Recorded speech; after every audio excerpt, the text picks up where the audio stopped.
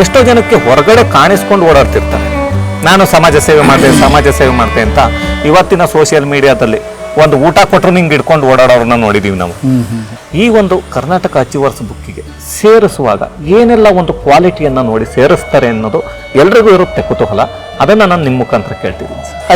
Karnataka achievers book of records ಸೇರ್ಬೇಕಾದ್ರೆ ಏನೇನು qualities ಬೇಕು ಅಂತ ನಾನೇ ಕೇಳ್ಕೊಂಡೆ.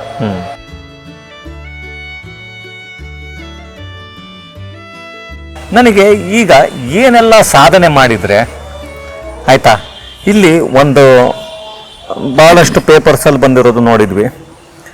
ಅಚೀವರ್ಸ್ ಬುಕ್ ಆಫ್ ರೆಕಾರ್ಡ್ಸ್ಗೆ BR ಪುಟ್ಟೇಗೌಡ ಹೆಸರು ಸೇರ್ಪಡೆ ಅಂತ ಒಂದರಲ್ಲಿ, ಕರ್ನಾಟಕ ಅಚೀವರ್ಸ್ ಬುಕ್ ಆಫ್ ರೆಕಾರ್ಡ್ಸ್ಗೆ RB ಪುಟ್ಟೇಗೌಡರ ಹೆಸರು ಸೇರ್ಪಡೆ ಅಂತ ಇನ್ನೊಂದು ಕಡೆ. ಯಾವ್ಯಾವ ಪೇಪರಲ್ಲಿ ಏನೇನು ಬಂದಿದೆ ಅಂದರೆ, ಸೊ ಈ ಥರ 4-5 ಪೇಪರಲ್ಲಿ ಬಂದಿದೆ ಆಯಿತಾ, ನಾನು ನೋಡಿರೋದು. ಯಾಕೆಂದರೆ ಇನ್ನೂ ಒಂದರಲ್ಲಿ ಕರ್ನಾಟಕ ಅಚೀವರ್ಸ್ ಬುಕ್ ಆಫ್ ರೆಕಾರ್ಡ್ಸ್ಗೆ RB ಪುಟ್ಟೇಗೌಡರ ಹೆಸರು ಸೇರ್ಪಡೆ.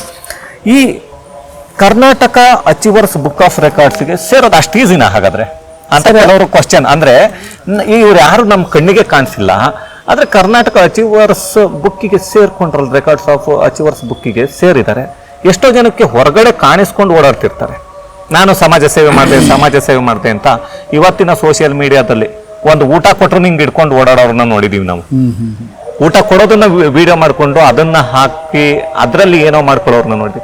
ಅಂಥದ್ರಲ್ಲಿ ಹೊರಗಿನ ಪ್ರಪಂಚಕ್ಕೆ ಕಾಣಿಸ್ಕೊಳ್ದೆ ಇಲ್ಲಿ ಜನದ ಕಣ್ಣಿಗೆ ಕಾಣಿಸ್ಕೊಂಡು, ನೀವು ಜನರ ಕಣ್ಣಿಗೆ ಮಾತ್ರ ಕಾಣಿಸ್ಕೊಂಡು ಪ್ರತಿಯೊಬ್ಬರ ಮನಸ್ಸಲ್ಲೂ ಉಳ್ಕೊಂಡು ಈ ಒಂದು ಕರ್ನಾಟಕ ಅಚೀವರ್ಸ್ ಬುಕ್ಕಿಗೆ ಸೇರಿಸುವಾಗ ಏನೆಲ್ಲ ಒಂದು ಕ್ವಾಲಿಟಿಯನ್ನ ನೋಡಿ ಸೇರಿಸ್ತಾರೆ ಅನ್ನೋದು ಎಲ್ರಿಗೂ ಇರುತ್ತೆ ಕುತೂಹಲ. ಅದನ್ನ ನಾನು ನಿಮ್ಮ ಮುಖಾಂತರ ಕೇಳ್ತಿದ್ದೀನಿ ಸರ್. ನನಗೆ ಸಾಮಾನ್ಯ ನಾನು ವೆಬ್ಸೈಟಲ್ಲಿ ನೋಡ್ತಾ ಇರ್ತೀನಿ ಕೆಲವೆಲ್ಲ. ಆವಾಗ ನೋಡಿದಾಗ ಈ ಗಿನ್ನಿಸ್ ರೆಕಾರ್ಡ್ಸು, ಆಮೇಲೆ ಇನ್ನೊಂದು ಬೇರೆ ಬೇರೆ ದಾಖಲೆಗಳು ಕೆಲವು ಬರ್ತವೆ. ಅದು ನೋಡ್ಬೇಕಾದ್ರೆ ಇದೊಂದು ಅಚೀವರ್ಸ್ ಬುಕ್ ಆಫ್ ರೆಕಾರ್ಡ್ಸ್ ಅಂತ ಅದು ನೋಡಿದೆ. ಅದು ವೆಬ್ಸೈಟ್ಗೆ ಹೋದೆ, ಅಲ್ಲಿ ಅಡ್ರೆಸ್ ತಗೊಂಡೆ, ಅದು ಮೇಲ್ ID ತಗೊಂಡೆ. ಇದಕ್ಕೆ Karnataka achievers book of records ಸೇರ್ಬೇಕಾದ್ರೆ ಏನೇನು ಕ್ವಾಲಿಟೀಸ್ ಬೇಕು ಅಂತ ನಾನೇ ಕೇಳ್ಕೊಂಡಾಗ ಸುಮಾರು 15 ದಿವಸಗಳ ಕಾಲ ಪ್ರತಿಯೊಂದು ಮಾಹಿತಿನೂ ಕೂಡ ನನ್ನ ಹತ್ರ ಮಾಹಿತಿಯನ್ನು ತಗೊಂಡ್ರು. ನಾನು ಒಂದೊಂದು ಫೋಲ್ಡರ್ ಮುಖಾಂತರ ಅವರ ಮೇಲ್ ಐಡಿಗೆ ಎಲ್ಲನೂ ಹಾಕ್ತಾ ಬಂದೆ. ನಾನು ಏನೇನು ಕೆಲಸ ಮಾಡಿದ್ದೀನಿ ಪ್ರತಿಯೊಂದು ಹಾಕ್ತಾ ಬಂದೆ. ಫಸ್ಟ್ ಏನ್ ಕೆಲಸ ಮಾಡಿದ್ರೆ ಅದು ಇವಾಗ ಪ್ರತಿಯೊಂದನ್ನು ಎಲ್ಲವೂ ಹಾಕೊಂಬಂದೆ ಅಲ್ಲಿ. ಯಾಕೆಂದ್ರೆ ನನಗೆ ಆರೋಗ್ಯ ಇಲಾಖೆಯಲ್ಲಿ ಇದ್ದಾಗ ಅತಿ ಹೆಚ್ಚು ಕಾರ್ಯಕ್ರಮಗಳನ್ನ ನಮ್ಮ ಇಲಾಖೆಯಲ್ಲಿ ಮಾಡಿದ್ಕೆ ರೋಹಿಣಿ ಸಿಂಧೂರಿ ಅವರು, DC ಮೇಡಮ್ನವರು, ಅದು DC ಅವರು ಇದ್ದಾಗ ಅವರು ನನಗೆ ಸರ್ವೋತ್ತಮ ಸೇವಾ ಪ್ರಶಸ್ತಿ ಅನ್ನೋದೊಂದು ನೀಡಿದ್ರು. ನಾನು ಮುಂಚೆ ಹೇಳಿಲ್ಲ ನಿಮ್ಮ ಸೇವೆಯಲ್ಲಿದ್ದಾಗ. ಅದು ನಾನೇನು ಅಪ್ಲೈ ಮಾಡಿದ್ದಲ್ಲ, ಅದು ನಮ್ಮ DHO ಸತೀಶ್ ಕುಮಾರ್ ಅಂತ ಇದ್ರು ನನ್ನ ಕೆಲಸ ಮಾಡುವಂತ ಸಂದರ್ಭದಲ್ಲಿ. ಇಲ್ಲಿ ಅರ್ಕಲ್ಗೂಡು ಅಮ್ಮ ಇವರು ಮಲ್ಲಪ್ಪನವ್ರ ಮಗರು ಸತೀಶ್ ಅಂತ ಈ ಕೊಡಂಗಿ ಹಾಸನಲ್ಲಿ. ಅವ್ರು ಏನ್ ಮಾಡಿದ್ರು, ಪುಟ್ಟೇಗೌಡ್ರೆ ನಿಮ್ಮವು ದಾಖಲಾತಿ ಎಲ್ಲನೂ ತಗೊಂಬನ್ನಿ, ನೀವು ನಮ್ಮ ಕಾರ್ಯಕ್ರಮಗಳು ಅತಿ ಹೆಚ್ಚು ನಿಮ್ಮ ತಾಲೂಕಿನಲ್ಲಿ ಪೇಪರ್ನಲ್ಲಿ ಬರ್ತಾ ಇದೆ, ಇದು ಹೇಗೆ ಮಾಡ್ತೀರಾ ನೀವು, ನಮ್ಮ ಎಲ್ಲ ಜೂನಿಯರ್ಸು ಮತ್ತು ಸೀನಿಯರ್ಸು ಒಂದು ಮೀಟಿಂಗ್ ಕರಿತೀನಿ, ಆ ಸಭೆಯಲ್ಲಿ ಅವ್ರಿಗೆ ನಿಮ್ಮ ಕಡೆಯಿಂದ ಮಾಹಿತಿ ಹೇಳಿ ಎಂದು ಒಂದು ದಿವಸ ಓದೋ ಎಲ್ಲ ರೆಕಾರ್ಡ್ಸ್ನೆಲ್ಲನೂ ತಗೊಂಡು ಓದೋ. ಅಲ್ಲೆಲ್ಲ DHO ಎಲ್ಲ ನೋಡಿದರು. ಆಮೇಲೆ ನಾನು ಪುಟ್ಟೇಗೌಡರಿಗೆ ಸರ್ವೋತ್ತಮ ಸೇವಾ ಪ್ರಶಸ್ತಿಗೆ ರೆಕಮೆಂಡ್ ಮಾಡ್ತೀನಿ ಅಂತ ಹೇಳಿ ಅದೊಂದು ನೋಡಿ ವಾಲಂಟ್ರಿಯಾಗಿ ನನಗೆ ನಮ್ಮ DHOನೇ ಖುದ್ದಾಗಿ ನನ್ನನ್ನು ರೆಕಮೆಂಡ್ ಮಾಡಿದರು. ಅಲ್ಲಿ ರೋಹಿಣಿ ಸಿಂಧೂರಿ ಮೇಡಮ್ನವರು ಕೇಳಿದ್ರಂತೆ, ಯಾರು ರಾಜಕೀಯದ್ದು ಇನ್ಫ್ಲೂಯೆನ್ಸ್ ಇದೆಯಾ ಅಥವಾ ಯಾರ ಲೆಟರ್ ತಂದಿದ್ದಾರಾ ಪ್ರಶಸ್ತಿಗೆ ಅಂತ ಕೇಳಿದ್ರಂತೆ. ಯಾವುದನ್ನು ಆ ಥರದನ್ನ ಅವರು ಒಪ್ಕೊಳ್ತಿರ್ಲಿಲ್ಲ ಅವರು. ಸೊ ಯಾಕೆಂದ್ರೆ ಬಹಳಷ್ಟು ಅಸಿಸ್ಟೆಂಟ್ ಕಮಿಷನರ್ ಡಾಕ್ಟರ್ ನಾಗರಾಜ್ ಅಂತ ಇದ್ರು ಆ ಪೀರಿಯಡ್ನಲ್ಲಿ. ಅವ್ರು ಇಲ್ಲಿ ತಹಸೀಲ್ದಾರ್ ಆಗಿದ್ರು. ಅವರು ನಮ್ಮ ಮಕ್ಕಳ ಸಾಹಿತ್ಯ ಪರಿಷತ್ತಿನ ಗೌರವಾಧ್ಯಕ್ಷರು ಕೂಡ ಇಲ್ಲಿ ಕೆಲಸವನ್ನ ಅವರು ಮಾಡ್ತಾ ಇದ್ದಾರೆ. ಅವರು ಏನಂದ್ರು, ಇಲ್ಲ ಪುಟ್ಟೇಗೌಡರು ಅವರು ಯಾವುದು ರಾಜಕೀಯದ್ದು ಇನ್ಫ್ಲೂಯೆನ್ಸ್ ಯಾವುದು ಥರ ಎಲ್ಲ ಅವರು ಉತ್ತಮವಾಗಿ ಕೆಲಸ ಮಾಡ್ತಾರೆ. ಪುರಸಭೆಯಲ್ಲಿ ಇಲ್ಲೆಲ್ಲ ಒಳನಶಿಪುರದಲ್ಲಿ ಎಲ್ಲ ಚೆನ್ನಾಗಿ ಕೆಲಸ ಮಾಡ್ಕೊಂಡು ಹೋಗ್ತಾ ಇದ್ದಾರೆ ಮೇಡಮ್, ಕೊಡ್ಬೋದು ಅಂತ ಅವ್ರಂದ್ರಂತೆ. ಇನ್ನೊಬ್ರು NGOs ಪ್ರೆಸಿಡೆಂಟ್ ಶ್ರೀನಿವಾಸು ಅವರೇನು ನನಗೆ ನೋಡಿರಲ್ಲ, ಇಲ್ಲ ಪೇಪರಲ್ಲೆಲ್ಲ ನೋಡ್ತಾ ಇರ್ತೀವಿ, ಕೊಡ್ಬೋದು ಮೇಡಮ್ ಅಂದ್ರಂತೆ. ನನಗೆ ಅಷ್ಟೇ ಯಾರು ರೆಕಮೆಂಡು ನನಗೆ ಏನೋ ಅದೊಂದು ಒಳ್ಳೆ ಗೌರವ ಸ್ಥಾನ ನನಗೆ, ಅದು ಗೌರವ ಸ್ಥಾನವನ್ನು ಕೊಟ್ಟು. ಯಾಕೆಂದರೆ ಒಬ್ಬರು ಅತ್ಯುತ್ತಮವಾದಂಥ ಒಂದು ಜಿಲ್ಲಾಧಿಕಾರಿಯಾಗಿದ್ದಂಥವರು ರೋಹಿಣಿ ಸಿಂಧೂರಿ ಅವರು. ಅವ್ರ ಬಗ್ಗೆ ನಾವೇನು ಹೇಳಬೇಕಾಗಿಲ್ಲ, ಪ್ರತಿಯೊಬ್ಬರಿಗೂ ಗೊತ್ತೇ ಇದೆ. ಅವರ ಹೆಸರನ್ನ ಕೇಳಿರೋರಿಗೆ, ಅವರ ಹೆಸರನ್ನ ಹೇಳಿದರೆ ಏನೆಲ್ಲ ಅವ್ರು ಯಾವುದನ್ನು ರೆಕಮೆಂಡ್ ಆ ಥರದನ್ನ ಫಸ್ಟ್ ಆಫ್ ಆಲ್ ಎಂಕರೇಜ್ ಮಾಡ್ತಿರ್ಲಿಲ್ಲ. ಹೌದೌದು. ಹಾಗಿದ್ದಾಗ ಈ ಒಂದು ಈ ಅಚೀವರ್ಸ್ ಬುಕ್ ಆಫ್ ರೆಕಾರ್ಡ್ಸ್ನ ಸೇರೋದಕ್ಕೆ ಅವರು ನಿಮ್ಮ ಹತ್ರ ಎಲ್ಲ ಡಾಕ್ಯುಮೆಂಟ್ಸ್ನು ಕಲೆಕ್ಟ್ ಮಾಡ್ಕೊಳ್ತಾರೆ, ಎಲ್ಲದನ್ನು ತಿಳ್ಕೊಳ್ತಾರೆ, ಆಮೇಲೆ ಅದಕ್ಕೆ ಕ್ರಾಸ್ ವೆರಿಫಿಕೇಶನ್ ಏನಾದ್ರು ನಡೆಸ್ತಾರ? ಸರ್ ಅಲ್ಲಿ ಏನೇನೋ ಕೇಳ್ತಾರೆ, ಅಲ್ಲಿ ತುಂಬಾ ಎಲ್ಲ ಕೇಳಿಸಿದಾಗ ಸ್ಥಳೀಯ ಒಬ್ರು ಇವ್ರನ್ನೂ ವಿಟ್ನೆಸ್ನು ಕೂಡ ಹಾಕ್ಸ್ಕೊಂಡ್ರು. ಓಕೆ. ರಿಟೈರ್ಡ್ ಒಬ್ರು ತಹಸೀಲ್ದಾರ್ ಇದ್ರು ನಿಂಗೇನಾರು ಅಂತ, ಎಲ್ಲ ನನ್ನ ಬಾಯ್ತು ಯಾಕೆ ಇವರು ಸುಳ್ಳು ಏನಾರು ಕೊಟ್ಟಿರ್ತಾರೋ, ಯಾಕೆ ವಿತ್ ರೆಕಾರ್ಡ್ಸ್ ಎಲ್ಲ ಕೊಟ್ಮೇಲೆ ಸ್ಥಳೀಯ ಅವರ ಒಂದು ಕ್ರಾಸ್ ವೆರಿಫಿಕೇಶನ್ಸ್ಗೆ ಅದನ್ನು ಕೂಡ ತಗೊಂಡ್ರು, ಸ್ಥಳೀಯರನ್ನ ಕೇಳಿ. ಆಮೇಲೆ ತಗೊಂಡಾಗ ಅವರು ಇಷ್ಟೊಂದು ಜಾಸ್ತಿ ಇರೋದ್ರಿಂದ ಸಿಂಪಲ್ ಆಗಿ ಅಂತ ಅದನ್ನ ಸರ್ಟಿಫಿಕೇಟ್ ಅಲ್ಲಿ ಕೊಟ್ಟಿದ್ದಾರೆ. ಅವರು ಜಾಸ್ತಿ ಅದನ್ನ ಹಾಕಿಲ್ಲ.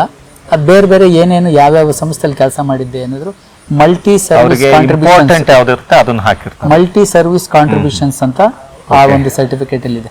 ಮಲ್ಟಿ ಸರ್ವಿಸ್ ಕಾಂಟ್ರಿಬ್ಯೂಷನ್, ಯಾಕಂದ್ರೆ ಅಲ್ಲಿ ಹಾಕಕ್ಕಾಗಿಲ್ಲ ಅಷ್ಟನ್ನ ಇದೆ ಅನ್ನೋದಕ್ಕೋಸ್ಕರ ಅವರು ಟೋಟಲಿ ಎಲ್ಲದನ್ನು. ಹೌದೌದು, ಅದು ಹಾಕಿದ್ದಾರೆ ನಿಮ್ಮ ಅದು ಡಾಕ್ಯುಮೆಂಟ್ಸ್ ಅಲ್ಲಿ ಎಲ್ಲ ತೋರಿಸ್ತೀನಿ. ಆಮೇಲೆ ಇದು ಆದ ನಂತರ ಇನ್ನೊಂದು ಹೇಳಿ, ನಾನು ಮಕ್ಕಳ ಸಾಹಿತ್ಯ ಪರಿಷತ್ತು ನನಗೆ 2017ರಲ್ಲಿ ನಮ್ಮ ಚಂದ್ರಾಯಪಟ್ಟಣದ ಮಕ್ಕಳ ಸಾಹಿತ್ಯ ಪರಿಷತ್ತನ್ನು ಹುಟ್ಟು ಹಾಕಿದಂಥವ್ರು ಚಾನ ಅಶೋಕ್ ಅವರು, ಪರಿಸರ ಪ್ರೇಮಿ. ಅವರು ನನಗೆ 2017ರಲ್ಲಿ 16ರಲ್ಲಿ ನಮಗೆ ತಾಲೂಕು ಮಕ್ಕಳ ಸಾಹಿತ್ಯ ಪರಿಷತ್ತಿನ ಅಧ್ಯಕ್ಷನಾಗಿ ಇಲ್ಲಿ ನನಗೆ ಮಾಡ್ತಾರೆ. ಆಗ ಇದೇ AC ಅವರಾಗಿದ್ದರು ಡಾಕ್ಟರ್ ನಾಗರಾಜು. ಅಲ್ಲಿಗೆ ಅವ್ರ ಕಡೆಯಿಂದ ಉದ್ಘಾಟನೆ ಮಾಡಿಸಿದೆ. BEO ತಹಸೀಲ್ದಾರು ಎಲ್ಲ ಬಂದರು, ಉದ್ಘಾಟನೆ ಮಾಡಿಸಿ 7 ವರ್ಷಗಳ ಕಾಲ ನಮ್ಮ ತಾಲೂಕಿನಲ್ಲಿ ಮಕ್ಕಳ ಸಾಹಿತ್ಯ ಪರಿಷತ್ತಿನ ಅಧ್ಯಕ್ಷನಾಗಿ ಅನೇಕ ಕಾರ್ಯಕ್ರಮಗಳನ್ನು ಮಕ್ಕಳಿಗಾಗಿ ಮಾಡಿಸಿದ್ದೇನೆ. ಶಾಲಾ ಕಾಲೇಜುಗಳಲ್ಲಿ ಮಕ್ಕಳಿಗೆ ಸ್ಪರ್ಧೆ ಇಡಿಸೋದು, ಭಾವಗೀತೆ, ಜನಪದ ಗೀತೆ, ಭಕ್ತಿಗೀತೆ ಆಯೋಜನೆ ಮಾಡೋದು, ರಸಪ್ರಶ್ನೆ ಕೇಳೋದು, ಆಮೇಲೆ ಅವ್ರಿಗೆಲ್ಲ ಬಹುಮಾನ ಕೊಟ್ಟು ಉತ್ತೇಜನ ಮಾಡೋದು, ಆಮೇಲೆ ಪರಿಸರಕ್ಕೆ ಸಂಬಂಧಪಟ್ಟಂತೆ ಎಲ್ಲ ಶಾಲೆಗಳ ಆವರಣದಲ್ಲಿ ಗಿಡಗಳನ್ನು ತಂದು ಗಿಡಗಳನ್ನು ನೆಡೆಸುವಂಥದ್ದು. ಒಂದು ದಿವಸ ಇಡೀ ಟೀಮ್ ಬಂದಿತ್ತು. ಇಲ್ಲಿ ಒಂದು 5-6 ಶಾಲೆಗೆಲ್ಲ ಒಂದೇ ದಿವಸ ನಮ್ಮ ಫಾರೆಸ್ಟ್ ಉಚಿತವಾಗಿ ಗಿಡಗಳನ್ನು ತಗೊಂಡು ಋಷಿ ವಿದ್ಯಾಸಂಸ್ಥೆ ಇರ್ಬೋದು, ಆಮೇಲೆ ಅದಕ್ಕೆ ಚಿತ್ರಕಲೆ ಸ್ಪರ್ಧೆ ಮಾಡಿಸಿರ್ಬೋದು, ಪರಿಸರಕ್ಕೆ ಸಂಬಂಧಪಟ್ಟಂತೆ ಅದಕ್ಕೆ ಬಹುಮಾನ ಕೊಡೋದು. ಮತ್ತು ಉದ್ದಕ್ಕೂ ಎಳ್ಳೇಶ್ವರ ಇರ್ಬೋದು, ಮತ್ತು ಹಳೆಕೋಟೆ, ಹಂಗ್ರಳ್ಳಿ ಎಲ್ಲ ಶಾಲೆಗೂ ಕೂಡ ಗಿಡಗಳನ್ನು ನೆಡೆಸ್ಕೊಂಡು ಹೋಗಿದ್ದೀನಿ. ಅದು ಕೂಡ ಮಕ್ಕಳ ಸಾಹಿತ್ಯ ಪರಿಷತ್ನಲ್ಲಿ ಅವರು ಪರಿಸರ ಪ್ರೇಮಿ, ಅವರು ಇದನ್ನು ಕೂಡ ಅವರು ಗಮನಿಸ್ತಾರೆ. ಹಾಗಾಗಿ 7 ವರ್ಷ ಕಾಲ ಅತ್ಯಂತ ಯಶಸ್ವಿಯಾಗಿ ನಾನು ಮಕ್ಕಳ ಸಾಹಿತ್ಯ ಪರಿಷತ್ ಅಧ್ಯಕ್ಷನಾಗಿ ಮಾಡಿ ಈಗ ಒಂದು 6 ತಿಂಗಳಾಯಿತು. ಬೇರೆಯವರು ನಮ್ಮ ವಕೀಲರಾದಂಥ ರವೀಶ್ ಅವರು ವಹಿಸ್ಕೊಂಡಿದ್ದಾರೆ ಮಕ್ಕಳ ಸಾಹಿತ್ಯ ಪರಿಷತ್. ಈಗ ಕೊನೆಯ ಒಂದು ಪ್ರಶ್ನೆ ಇದೆ. ಈಗ ಎಲ್ಲವನ್ನು ಹೇಳಿದ್ರಿ, ಆದರೆ ಒಂದನ್ನು ಹೇಳಲಿಲ್ಲ. ಇದಕ್ಕೆ ಕೇಳಿದ್ದು ನೀವು ಯಾಕೆ ಎಲೆಮರಕಾಯಿ ಥರ ಇದ್ದೀರಿ ಅಂತ. ನೀವು ಈಗ ಯಾವುದೋ ಒಂದು ಆಫೀಸಿಗೆ ನಾನು ಬಂದೆ, ನಿಮ್ಮ ಆಫೀಸಿಗೆ ಹೋದೆ, ಅಲ್ಲಿ ಬುಕ್ಕನ್ನು ತಗೊಂಡೆ, ಅಲ್ಲಿ ಸಂಗೀತ ಹಾಗೆ ಭರತನಾಟ್ಯ ಇದನ್ನ ಅಭ್ಯಾಸ ಮಾಡಲಿಕ್ಕೆ ಅಂತ ಹೇಳ್ಬಿಟ್ಟು ವ್ಯವಸ್ಥೆಯನ್ನು ಮಾಡಿದ್ದೀರಿ. ಅಲ್ಲಿ ಒಂದು 30ರಿಂದ 40 ಜನ ಬರ್ತಾರೆ ಅಂತ ನಾನು ಕೇಳ್ಪಟ್ಟೆ. ಇದನ್ನ ಯಾಕೆ ನೀವು ಹೇಳಲಿಲ್ಲ ಇಷ್ಟೊತ್ತು? ನಾನು ಹೇಳ್ತೀರಿ ಅಂತ ವೇಟ್ ಮಾಡ್ತಿದ್ದೆ, ನೀವು ಹೇಳಲಿಲ್ಲ. ನಾನೇ ಅದಕ್ಕೆ ಕೊನೆಗೆ ಕ್ವಶನ್ ಕೇಳ್ತೀನಿ. ಕೊನೆಯದಾಗಿ ಸಾಹಿತ್ಯ ಪರಿಷತ್ತಿಗೆ ಸಂಬಂಧಪಟ್ಟಂತೆ ನಾನು ಅದನ್ನ ಹೇಳೇ ಇಲ್ಲ. ನಾನು ಅಟ್ ಪ್ರೆಸೆಂಟ್ ಸಾಹಿತ್ಯ ಪರಿಷತ್ತಿನ ನನಗೆ ಅಧ್ಯಕ್ಷನಾಗುವಂಥ ಅದೊಂದು ಆಕಸ್ಮಿಕ. ನಮ್ಮ ಜಿಲ್ಲಾ ಕನ್ನಡ ಸಾಹಿತ್ಯ ಪರಿಷತ್ತಿನ ಅಧ್ಯಕ್ಷರು ಡಾಕ್ಟರ್ HL ಮಲ್ಲೇಶ್ ಗೌಡರು ನಿವೃತ್ತಿ ಹೊಂತಾರೆ. ಅದೇ ದಿನ ನಾನು ಕೂಡ ನಿವೃತ್ತಿಯನ್ನು ಹೊಂತೀನಿ. 2 ವರ್ಷ ಆಯಿತು. ಆ ಸಂದರ್ಭದಲ್ಲಿ ಈ ಸಾಹಿತ್ಯ ಪರಿಷತ್ ಬಗ್ಗೆ ಹೆಚ್ಚಿನ ಒಲವು ಇದ್ದದ್ದು ಸಾಮಾನ್ಯ ಬೇರೆಯವರು ಯಾರು ನಿಂತ್ಕೊಂಡಿದ್ರು. ನಮ್ಮ ರವಿ ನಾಕಗೂಡು ಅವರೆಲ್ಲ ಇದ್ದರು. ಕಡೆಗೆ ಡಾಕ್ಟರ್ HL ಮಲ್ಲೇಶ್ ಗೌಡರು ನಿವೃತ್ತಿ ಹೊಂದಿದ್ದಾರೆ. ಅವರು ಜಿಲ್ಲಾಧ್ಯಕ್ಷ ಸ್ಥಾನಕ್ಕೆ ನಿಂತ್ಕೊಂಡ್ರೆ ಬಹಳ ಸೂಕ್ತ ಅನ್ನೋ ಒಂದು ಅಭಿಪ್ರಾಯವನ್ನು ವ್ಯಕ್ತಪಡಿಸ್ತಾರೆ.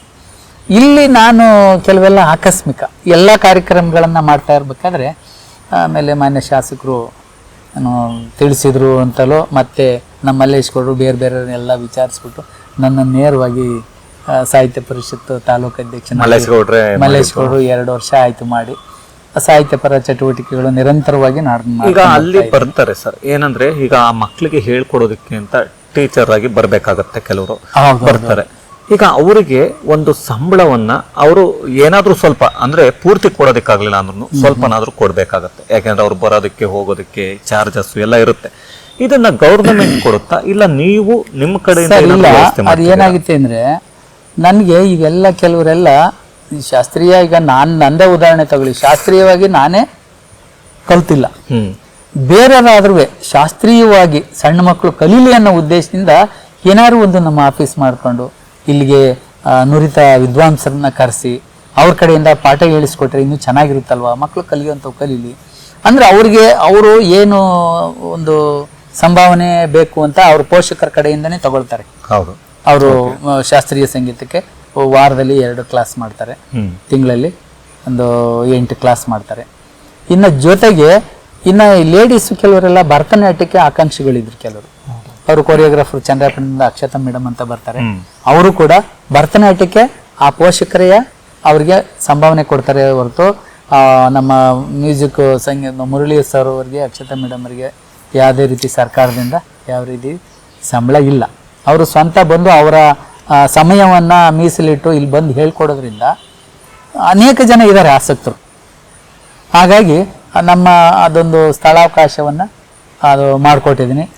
ಏಕೆಂದರೆ ಇನ್ನು ಮುಂದಿನ ದಿನಗಳಲ್ಲಿ ಇನ್ನೂ ಹಾರ್ಮೋನಿಯಮು, ಕ್ಯಾಶಿಯೋ ಕಲಿಯುವಂಥವ್ರು ಆಸಕ್ತರಿದ್ದಾರೆ, ಕರೋಕೆ ಕಲಿಯುವಂಥವ್ರು ಆಸಕ್ತರಿದ್ದಾರೆ. ನಮ್ಮ ಲಕ್ಷ್ಮೀ ಪ್ರಸಾದ್ ಹೇಳ್ಕೊಡ್ತೀನಿ ಎಂದಿದ್ದಾರೆ. ನೋಡೋಣ ಮುಂದಿನ ದಿನಗಳಲ್ಲಿ ಅದನ್ನು ಕೂಡ ಪ್ರಾರಂಭ ಆಯ್ತು ಸರ್. ಆದಷ್ಟು ಬೇಗ ಒಂದು ಹಾಸನ ಜಿಲ್ಲೆಯಲ್ಲಿ ಆದಷ್ಟು ಬೇಗ ಒಂದು ಸಂಗೀತ ಕಾಲೇಜನ್ನೇ ಓಪನ್ ಮಾಡಲಿ ಅನ್ನೋದು ನಮ್ಮ ಆಶಯ.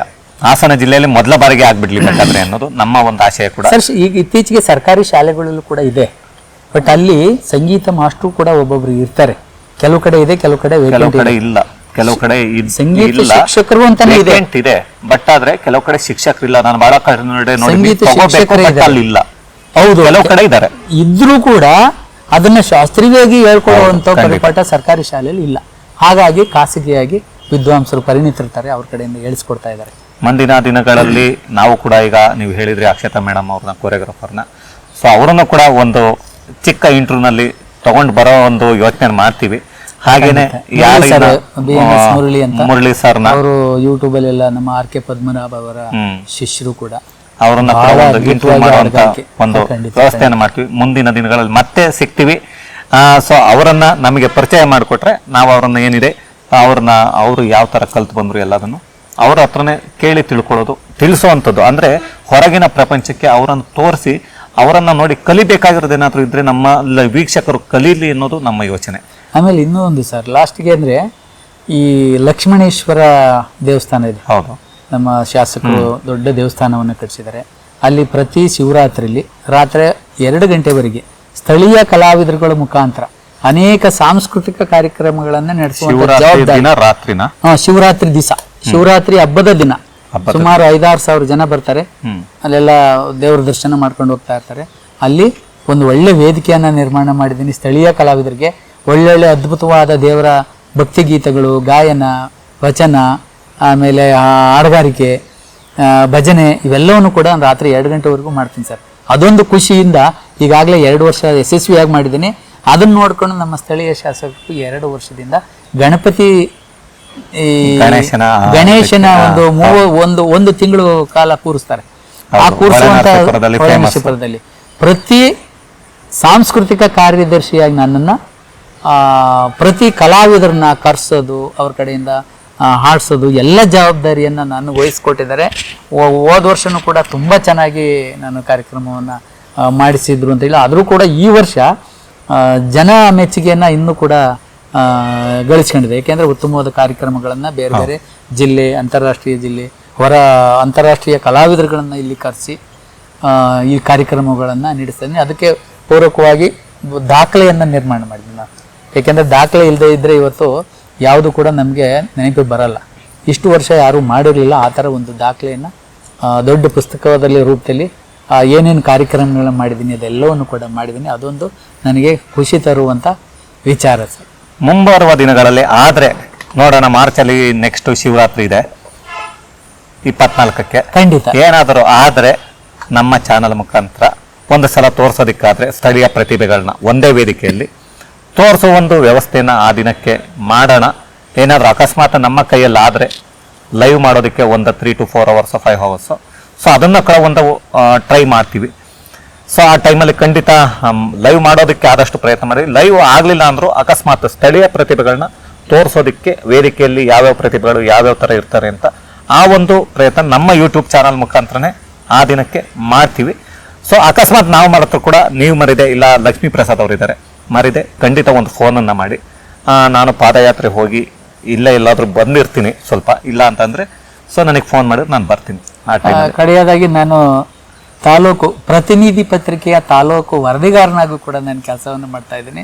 ಮೈಸೂರಿನ ಸಂಪಾದಕರು ಮಹೇಂದ್ರ ಅವರು ಮತ್ತು ಸ್ಥಾನಿಕ ಸಂಪಾದಕರು ನಮ್ಮ ಹಾಸನದ ಉದಯರವಿ ಅವರು ನನಗೆ ಅದೊಂದು ಅವಕಾಶವನ್ನು ಮಾಡಿಕೊಟ್ಟಿದ್ದಾರೆ. ಸಮಾಜಮುಖಿಯಾಗಿ ಒಂದು ಸಮಾಜದ ಅಂಕು ಡೊಂಕುಗಳನ್ನು ತಿದ್ದುವಂಥ ಕೆಲಸವನ್ನು ಪತ್ರಿಕೆಗಳ ಮುಖಾಂತರವೂ ಕೂಡ ಮಾಡ್ಬೋದು ಅಂತ ನನಗೆ ಅದೊಂದು ನನಗೆ ಹೇಳ್ಕೊಂಡಿರಲಿಲ್ಲ. ಈಗ ತಾಲೂಕು ಪ್ರತಿನಿಧಿ ಪತ್ರಿಕೆಯ ತಾಲೂಕು ವರದಿಗಾರನಾಗಿ ಕೂಡ ನಾನು ಕೆಲಸವನ್ನು ಮಾಡ್ತಾ ಇದ್ದೀನಿ. ಇರಲಿ ಸರ್, ತುಂಬ ಧನ್ಯವಾದ, ತುಂಬ ಥ್ಯಾಂಕ್ಸ್. ಯಾಕೆಂದರೆ ನಿಮ್ಮ ಸಮಯವನ್ನು ನಮಗೆ ಇಷ್ಟೊತ್ತು ಕೊಟ್ಟು, ಯಾಕೆಂದರೆ ನೀವು ಅಲ್ಲಿ ಇಲ್ಲಿ ಬ್ಯುಸಿಯಾಗೇ ಇರ್ತೀರಿ.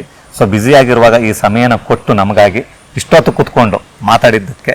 ಯಾಕೆಂದರೆ ಈಗ ನೀವು ಹೇಳಿದ್ರಿ ಶಿವರಾತ್ರಿ, ಹಾಗೆಯೇ ಇನ್ನು ಅಕ್ಷತಾ ಮೇಡಮ್ ನಿಮಗೆ ಈಗ ಅಲ್ಲಿ ಬಂದು ಯಾರು ಮಾಡ್ತಾ ಇದ್ದಾರೆ ಅವರ ಒಂದು ಇಂಟರ್ವ್ಯೂನ ಕೂಡ ನೆಕ್ಸ್ಟ್ ಒಂದು ಮುಂದಿನ ದಿನಗಳಲ್ಲಿ ತಗೊಳ್ತೀವಿ.